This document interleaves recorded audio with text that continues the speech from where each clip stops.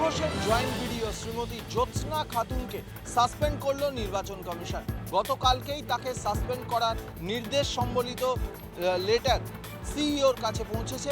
মূলত জ্যোৎস্না খাতুনের বিরুদ্ধে অভিযোগ যে শাসক দলের হয়ে রীতিমতো ক্যাম্পেনিং করছেন তিনি, যেটা নির্বাচন কমিশনের আইন বিরুদ্ধ শুধু নয়, জনপ্রতিনিধিত্বমূলক যে আইন সেই আইনেরও বিরোধী।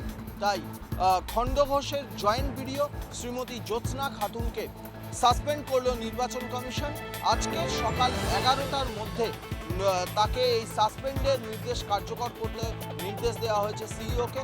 অন্যদিকে জ্যোৎস্না খাতুনের বদলে যে জায়গা খালি হয়েছে, অর্থাৎ জয়েন্ট ভিডিওর যে পদ, সেই পদে অতি দ্রুত নিয়োগ করা এবং নাম চাওয়ার জন্য সিইওকে নির্দেশ দিয়েছে নির্বাচন কমিশন। রিপাবলিক বাংলা।